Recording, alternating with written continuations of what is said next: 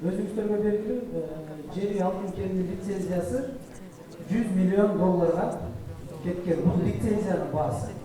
Мындан тышкары Кыргыз Республикасынын өкмөтү Визор Груп деген жери алтын кенин иштеткен, бизге чейин иштеткен компанияга 589 миллион доллар карыз болгон. Бул Америка Кошмо Штатынын Вашингтон шаарындагы эл аралык арбитраждык сотко Визор Груп компаниясы Кыргыз өкмөтүн сотко берген. Бул карызды ким кылды? Кыргызстан кантип карыз болуп калды? Мына Кыргыз Республикасынын Жогорку Кеңешинин токтому. Раматуллы Оңгул Эркин Алыкбеков, Кыргыз Республикасынын Жогорку Кеңешинин төрагасынын орун басары печать басып кол коюп отур. 2006 жылы ТГМК компаниясынан, Талас Голд Майнинг компаниясынан, Global Gold компаниясына, ошол ТГМКнын азыркы Визор деп айтып аткан компаниянын лицензиясын тартып алып берип коюшкан. Мыйзамсыз эле, мыйзамды эч нерсени карабай туруп эле алгандагы Global Gold компаниясына берип койгон мына. Анан ушул жерден Бекмолда айыл өкмөтүнүн жашоочулары жакшы билет, мына бүгүн арабызда да катышып отурат. 300 адам Бишкек шаарына барып, Бишкек шаарындагы Ала Тоо аянтында кыйгырып турушкан. Туура эмес иш кылдыңар, силер биздин мааныбызды тартып алып берип койдуңар. Кайра лицензияны кайтарып бергиле. Мына ошондо жазып атат Кыргыз Республикасы Жогорку Кеңеши токтом кылып атат. Ошол Global Gold компаниясынан тартып алып берип койгондугу мамлекеттики. Туура эмес деп чечип турат, мен окуп берейин. Ушул токтомдун аткарылышы мынакей Кыргыз Республикасынын Жогорку Кеңеши токтом кылат деп атат. Кыргыз Республикасынын өкмөтү 2006 жылдын 22 февралындагы номер 124 Оң жээк Талдыбулак алтын кенин өздөштүрүүнү тездетүү жана 2006 жылдын 23 майындагы номер 377 жер үй алтын кенин өздөштүрүү боюнча биргелешкен ишкана түзүү жөнүндөгү өзүнүн токтомдорун Кыргыз Республикасынын мыйзамдарына каршы келген катары жокко чыгарсын деп. Ушул токтомдун аткарылышын Кыргыз Республикасынын тармактык экономиканы өнүктүрүү, ишкердик жана жараткыч ресурстарын пайдалануу боюнча комитеттин төрагасы Замирбек Эсенамановго, Кыргыз Республикасынын Жогорку Кеңешинин коррупцияга каршы күрөшүү боюнча депутаттык комиссиясынын төрагасы Азимбек Бекназаровго жүктөлсүн деп турат. Бирок ошол эле Замирбек Эсенамановдагы, ошол эле Азимбек Бекназаров агабыздагы ушул токтомду көчүрүүнө дагы кысып койгон эмес, кечирип коюңуздар, улуу сөздөр уят жок. Эч нерсе аткарылган эмес. Ошол тартылып алынган боюнча лицензия калып калган. Мына окуянын башталышы ушул жерде башталат. Мындан кийинки кагаздарды мен көрсөтүп берейин. Франс Шлоссер деген жер үй алтын кенинин директору болуп иштеп турган.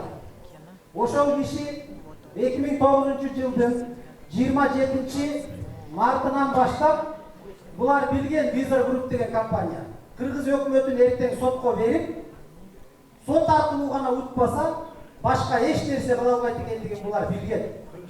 Анан кийин Франс Шлоссер атайын кат жазып атат. Губернатор Талас облусунун Болотбековго, Талас районунун акими Жолдошбековго, Бекмолда айыл өкмөтүнүн башчысы Абдыкадыровго, урматтуу бийлик өкүлдөрү, силер бизге завод куруу үчүн 384 гектар жер бөлүп бергиле, Кулманбес деген жерден. Мынакей каты турат Франс Шлоссердин колу менен коюлган. Бул андан кийин алып алып, ошол эле Болотбековго жазып атат. Ошол эле Жолдошбековго, анан Калба айыл өкмөтүнүн башчысына жазып. Себеби Кулманбес ошол учурда Калба айыл өкмөтүнүн аймагына караган жер болгон. Ага айтып атат, 384 гектар жерди бизге кошумча бергиле деп. Биздин жерибиз жетпей жатат бурганга. 384 гектар жерди кошумча бергиле деп туруп, мына Франс Шлоссердин колу турат. Мынакей берип атат, жакшынакай. Мына карап коюңуздар. 27 март 2009 жыл каттын көрсөтүлгөнү. Эми четинен карап көрөлү. Мына 20 токтом 28 10 сентябрь 2009 жыл Сасықлақ айында. Ел депутаттарының Бекмолда айылдық кеңеши ошол Франц Шлоссерге жер алынгенде 384 гектар жерди бөлүп берилгенге макулдук берсин деген токтом чыгарат. Жер үй кеңин иштетүү үчүн жер үй алтын жабык акционерлик коомуна 384,42 гектар кошумча жерлерин бөлүп берүүгө макулдук берилсин деп тур. Мына кагаз турат. Андан кийинки кагаз Бекмолда айыл өкмөтү башчысы Абдыкадыров мондай токтом чыгарып атат. Эл депутаттарынын мурогул токтомунун негизинде Бекмолда айыл өкмөтү дагы ушул 384 гектар 384,42 гектар жерди бөлүп бергенге уруксат берилсин. Бул айыл өкмөттүн каты. Талас райондук мамлекеттик администрация башчысы Жолдошбековдун токтому чыгып атат. 11.09.2009 көрүңүздөрбү? Bir жуманын ичинде бүт бардыгы бирдей кат берип атат. Райондун акими сурап атат. Ошол 384,42 гектар жерди бөлүп берүүгө биз дагы уруксат беребиз деп туруп токтом чыгарып атат. Колу менен турат, печать менен турат. Ушул каттын негизинде Бейшен Болотбеков губернатор дагы токтом чыгарып атат. Бекмолда айыл өкмөтүнүн айылдык кеңешинин Талас райондук мамлекеттик администрациясынын бардыгынын каттарын туура деп айтам дагы 384 гектар жерди жер үй алдында кошумча бөлүп берүүгө уруксат берин деп туруп мына кол коюп печать басып атат. Булар кеткенден кийин аким дагы губернатор дагы Кыргыз Республикасынын өкмөтүнө кат жолдоп атат. Урматтуу өкмөт, ушул байкуштарга жер жетпей жатыптыр. Биз бардык жерден уруксат алдык. Ушул 384 гектар жерди бөлүп берип коюңузду суранабыз деп мына правительство Кыргыз Республикасы деп жазып жөнөтүп атат. Анан өкмөт айтып атат таң калып. Каяктан кантип 384 гектар жерди берип коебуз? Трансформация жок. Ал жер трансформация болбойт, ал жерге завод эмес эчтеке салганга болбойт деп туруп, Кыргыз Республикасынын өкмөтү бул катка жооп бербей жатат. Андай болбойт эч убакта. Токтоткула андай эмак. Силер кийин ошол сотко берсе, ошол кагаздын бардыгын факты кылат. Франц Шлоссер ошол эле жанагы Визер Групп жер үй алтын завод жабык акционерлик коому Америкадагы сотко барганда ушул каттын бардыгын алып барып соттун алдына ыргытып атат. Урматтуу сот, биздин укугубузду тепсеп жерибизди бербей койгонубуз үчүн чындыкты айтсын, чындыкты айтып атпайбы? биз заводубузду кура албай калдык. Ошол үчүн Кыргыз Республикасынын өкмөтү бизге бүт чыгымдарыбызды төлөп берсин деп туруп ушул эсикти берип атат 600 миллион. Андан кийинки окуя, бул биринчи токтому. Экинчи токтому Кыргыз Республикасынын убактылуу өкмөтүнүн башчысы төрайымы Роза Исаховна Отунбаеванын токтому чыгып атат, мына кол коюп. 18 ноябрь 2010 жыл постановление правительства Кыргызской Республики номер 286 об освоении золотого месторождения жер үйдө. Бекмолда айыл өкмөтүнүн тургундары мына айыл өкмөтү отурат, айыл кеңештин төрагасы отурат, тургундар отурат. Жакшы билесиздер. 2010 жылдын август айларында Роза Отунбаева комиссия түзүп атат. Башында ошол комиссиянын төрагасы Базарбай Мамбетов деген биздин таластык агабыз туруп атат. Ошол комиссияга мүчө болуп, Орозбек Дүйшеев деген а киши дагы биздин таластык агабыз комиссиянын мүчөсү болуп кирип атат. Замирбек Эсенаманов дегендер келип атат ошол комиссияга мүчө болуп. Анан ошолор келип, бул жерден текшерүү кылып, Бекмолда айыл өкмөтүнүн тургундары менен жолугуп туруп, Роза Исаховнаны барып адаштырып атышат. Урматтуу Роза Исаховна, ал жерде туура экен. Ошол лицензияны бүгүн алышыбыз керек. Бүгүн жаскыладан ошол лицензияны алып койсок, бүт бардыгы бүтөт. Ал бүгүнкү эчтеке ишти кылбай жүрөт. Турбаптыр, эч нерсе кылбайт дейт дагы. Онда август айында 2010 жылы, 2010 жылдын ноябрь айында Отунбаева монда токтом чыгарып атат. Алынсын дейт. Визер группка Визер группа лицензиясы алынсын деп туруп чыгарып койду. Тигилер мындан мурун 2009-жылы Максим Бакиев 2009-жылы Максим Бакиев ТБМКнын 60% акциясын жөн эле мыйзамы эчкеси жок тартып алып Цариге берип койду. 2009-жылы Цариге алаттарды берип койду. ТБМК ошол кагазды баардыгын топтоп алып жүрөт дагы 2010-жылы мына элдик революция болгондон кийин июль айында 2010-жылы июль айында кайра өкмөт ТБМКга баягы лицензияны максим алып койгон 60% акциясын кайрып берип атат. 2010-жылдын июль айында баардык кагаздар турат. Андан кийин июль айында кайрып берет дагы 2010-жылы. 2010-жылдын 18-ноябрында кайра лицензияны тартып алып атат өкмөт. Ошол нерсеге тартып алганына биринчи болуп жана мамлекеттик комиссиянын төрагасы Базарбай Мамбетов, Орозбек Дүйшөев агаларыбыз чечим чыгарып берип атат. Ошону тартып алсак боло берет деген. Анан Визер групп компаниясы сотко алып барып, биздин ушул Кыргыз Республикасынын өкмөтүнүн могул токтомун чыгарып атат. Айланайындар, мына Кыргыз Республикасынын өкмөтү мага июльда кайра революциядан кийин кайрып берди дагы, ноябрь айында кайра менден лицензияны тартып алды. Ана менден лицензияны тартып алып атса, мен кантип курам ал жерге заводду же башка. Булар мени иштетпей койду деп, алар ушул могул өкмөттүн токтомун, жанагы Базарбай Мамбетов агабыз жетектеп аткан комиссиянын чечимин көтөрүп барып соттун алдына таштап атат. Ошол жерден анан кийин мына Азамат Арапбаев деген ошол убакта Тоген комитети мынакей, топливо-энергетический комплекс и недропользование деген жогорку кеңештин комитетинде төрага болуп отурат. Алар жазып атат. Председатель комитета Азамат Арапбаев отметил, что 1 ноября 2008 года условия лицензионного соглашения не были выполнены ни по одному из пунктов. Государственное агентство по геологии и минеральным ресурсам при правительстве Кыргызской Республики 23 октября 2008 года заключено завод «Жевиалтын» лицензионное соглашение номер 3, в соответствии с которым компания должна была до конца 1 ноября 2010 года завершить проектирование и строительство всех проектов комбината при капиталовложении 200 миллионов и произвести 80 килограммов золота.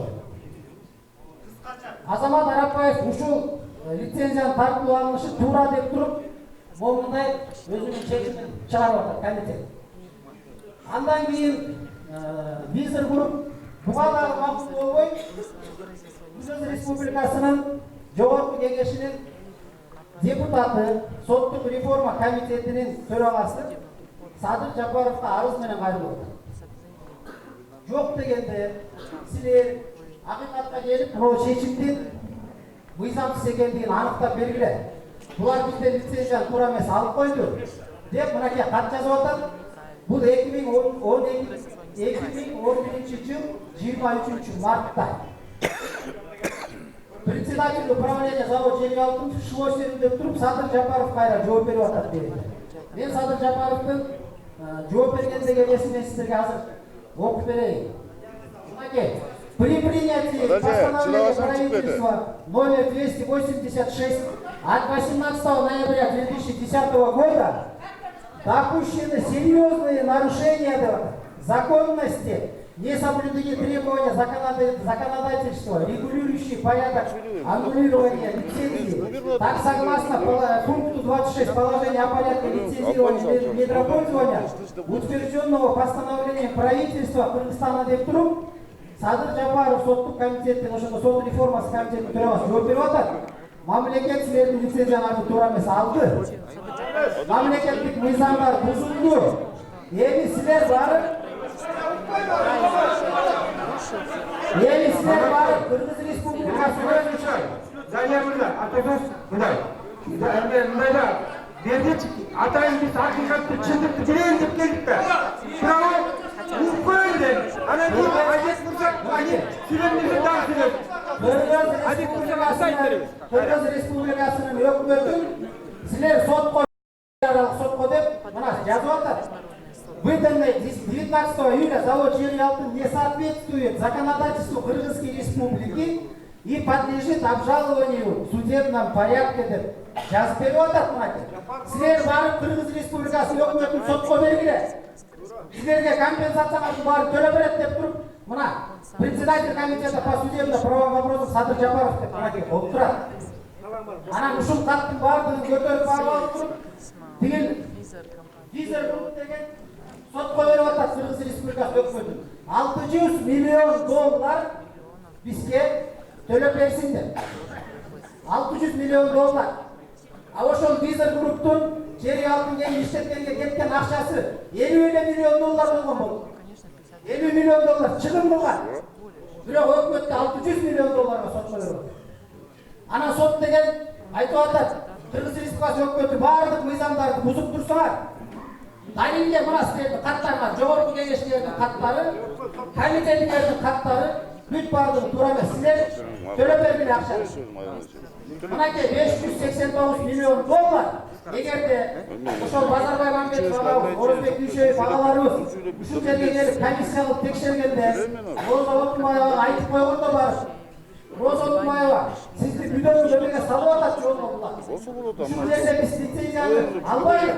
2013 эмес, 2011 жылдын ноябрында чындырып коелу, дагы 1 жыл Тилебекова убакыт берилди. Правда. 1 жылда Тилебекова эгерде 2013 жылдын Азыр берейин. 2013 жыл эмес, 2011 жылдын ноябрь айында лицензияны алып койгондо Кыргыз Республикасынын өкмөтү Визер Групп компаниясына 589 миллион эмес, 5 тыйын карыз болгон биз.